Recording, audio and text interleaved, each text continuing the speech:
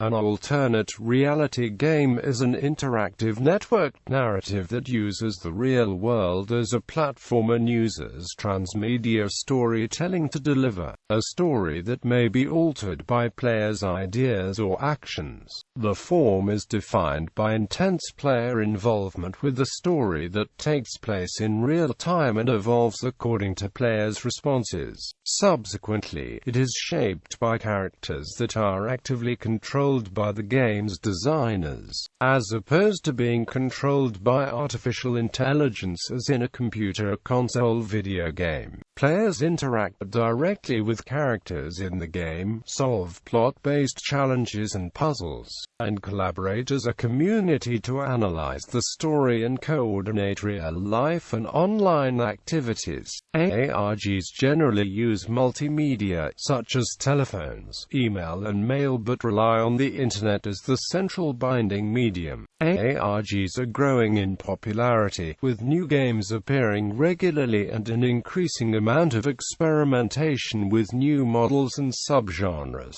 They tend to be free to play, with costs absorbed either through supporting products or through promotional relationships with existing products. However, pay-to-play models exist as well. Definition: there is a great deal of debate surrounding the characteristics by which the term alternate reality game should be defined. Sean Stacy, founder of the website Unfiction, has suggested that the best way to define the genre was not to define it, and instead locate each game on three axes in a sphere of chaotic fiction that would include works such as the Encyclopedia and street games, like SF0 as well. Several experts, though, point to the use of transmedia, the aggregate effect of multiple texts, media artifacts, as the defining attribute of ARGs. This prompts the unique collaboration emanating from ARGs as well. Sean Stewart, founder of 42 Entertainment, which has produced various successful ARGs, speaks to how this occurs,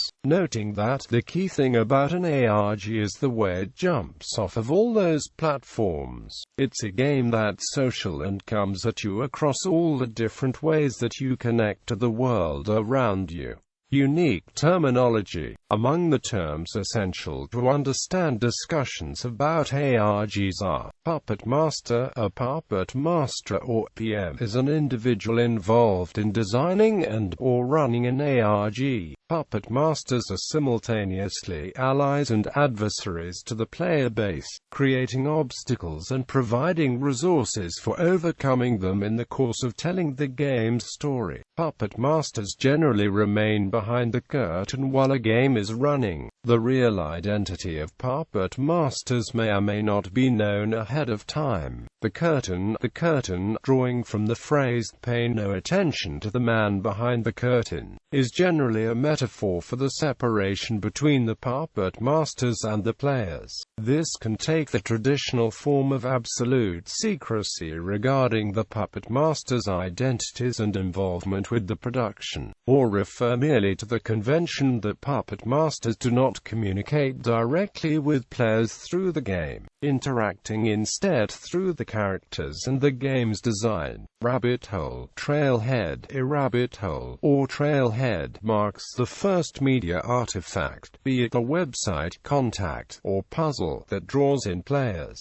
Most ARGs employ a number of trailheads in several media to maximize the probability of people discovering the game. Typically, the rabbit hole is a website, the most easily updated, cost-effective option. This is not a game. Setting the ARG form apart from other games is that this is not a game sentiment popularized by the players themselves. It is the belief that one of the main goals of the ARG is to deny and disguise the fact that it is even a game at all.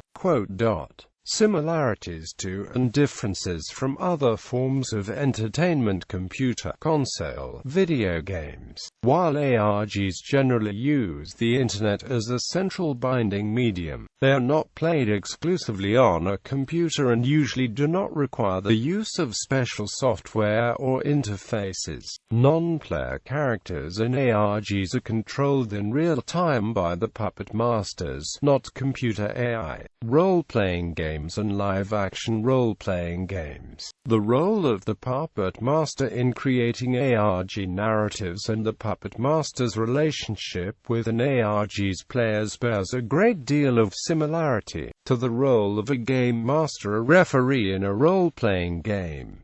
However, the role of the players is quite different. Most ARGs do not have any fixed rules. Players discover the rules and the boundaries of the game through trial and error, and do not require players to assume fictional identities or role-play beyond feigning belief in the reality of the characters they interact with. Also, that this is not a game aesthetic is distinctive to ARGs, not being present in the RPGs or LARPs, massively multiplayer online role-playing games. As outlined above with computer games and traditional role-playing games, non-player characters in ARGs are controlled by real people in real time, not by computer AI. ARGs do not generally require special software or interfaces to play. The games do not require players to role-play or create characters or avatars, and ARGs generally use multiple media and real life in addition to the Internet to distribute the narratives.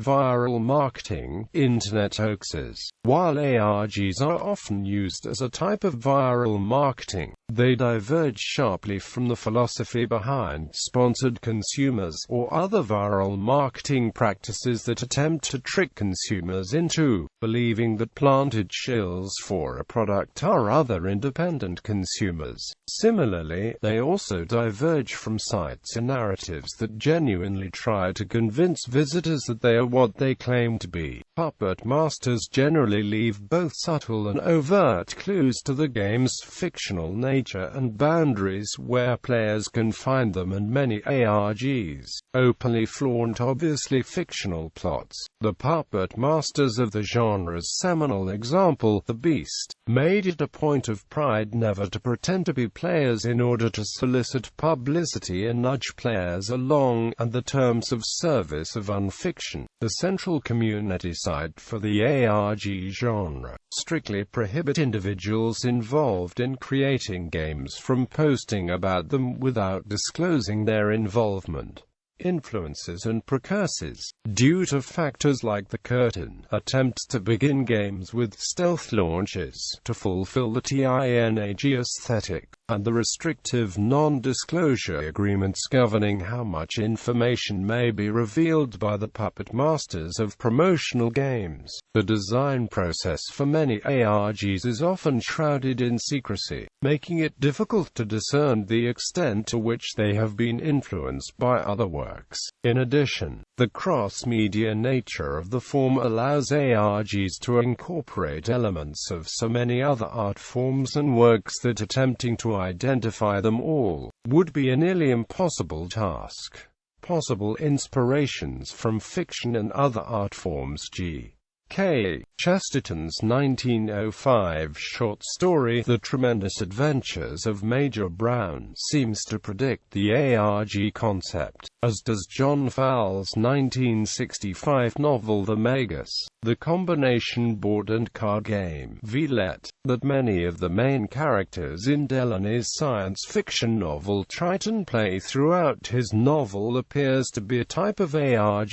Ludic texts such as the popular choose-your-own adventure children's novels may also have provided some inspiration. Reader-influenced online fiction such as AOL's Quantum Link serial provides a model that incorporates audience influence into the storytelling in a manner similar to that of ARGs. As to promotional online games like Wizards of the Coast's webrunner games, other possible antecedents include performance art and other theatrical forms that attempt to directly engage the audience. The One Game, a British television drama serial screened in 1988, was entirely based on the premise of the protagonist being forced to play an ARG, due to the influence the Beast exerted over the form of later ARGs and the willingness of its creators to talk about its development. Its sources of inspiration are both particularly relevant to the evolution of the modern ARG and somewhat more verifiable than other possible antecedents. Lonely, one of its creative principles, cites the 1997 movie The Game as an inspiration, as well as the Beatles' Paul is Dead phenomenon. Sean Stewart, another of the three principal designers, notes that designing and running an ARG bears some similarities to running an RPG, and the influence of the particular game form is further suggested by the fact that Jordan Weissman, the game's third main designer, was also the founder of leading RPG company FASA. Stewart also noted that the sort of creative, collaborative, enthusiastic scavenging behavior upon which the Beast depended has its antecedents outside the arts. The Beast just accidentally reinvented science as pop culture or entertainment. The conspiracy in Thomas Pynchon's The Crying of Lot 49 may be an ARG set up by Pierce in variety to bedevil leader Hamas,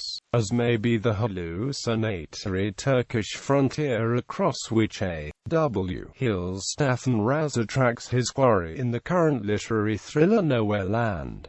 Basic design principles. ARGs are sometimes described as the first narrative art form native to the Internet, because the storytelling relies on the two main activities conducted there: searching for information and sharing information. Storytelling as archaeology. Instead of presenting a chronologically unified, coherent narrative, designers scatter pieces of the story across the Internet and other media, allowing players to reassemble it, supply connective tissue and determine what it means.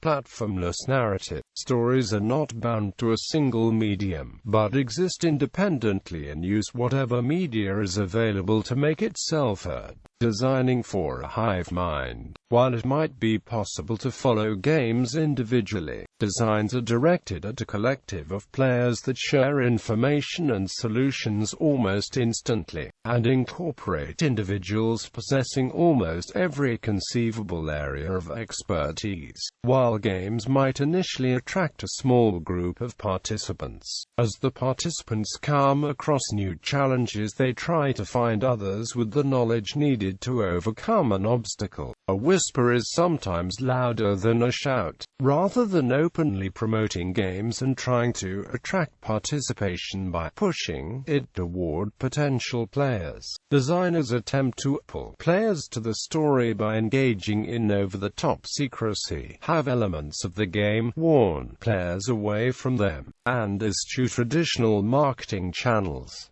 Designers do not communicate about the game with players or press while it is in play. This is not a game aesthetic.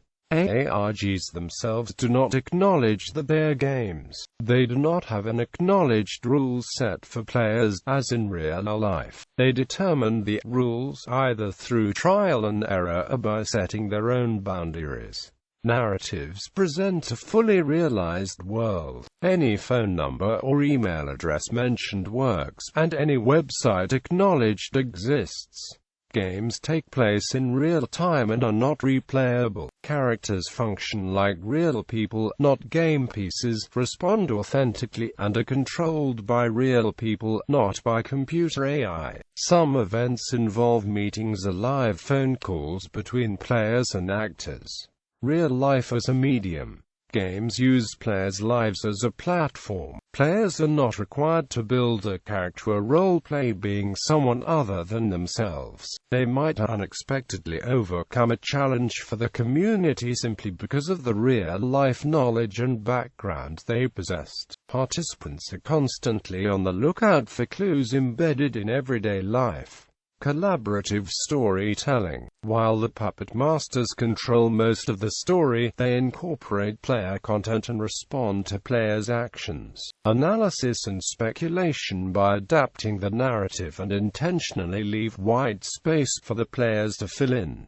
Not a hoax. While the TINAG aesthetic might seem on the surface to be an attempt to make something indistinguishable from real life, there are both subtle and overt metacommunications in place to reveal a game's framework and most of its boundaries. Scholarly views. Overall, academics have been intrigued by ARG's potential for effective organizing. Across the board, a diverse range of organizations, such as businesses, non-profits, government agencies, and schools, can learn from the best practices and lessons of ARGs to similarly take advantage of new media and collective problem-solving. As such, implementation of ARGs in these different settings involves finding best practices for honing the collaborative, transmedia elements of ARGs for these respective institutions. Much of the scholarly interest stems from the evolving media ecology with the rise of new media. In sustaining cooperative online communities, ARGs build off of an alignment of interest, where problems are presented in a fashion that assists game designers in their goal while intriguing and aiding players in their goals. Quote, "This returns to ARG's framework of transmedia storytelling, which necessitates that ARG designers relinquish a significant degree of the power to the ARG's audience, problematizing traditional views of authorship." The majority of the Scholastic Review on ARGs analyzes the pedagogical advantages. Notably, in the classroom, ARGs can be effective tools for providing exigence on given topics and yield a collaborative and experiential learning environment. By the same token, weaknesses of classroom learning through ARGs include the need for a flexible narrative conducive to collaborative learning in large groups and a sophisticated web design.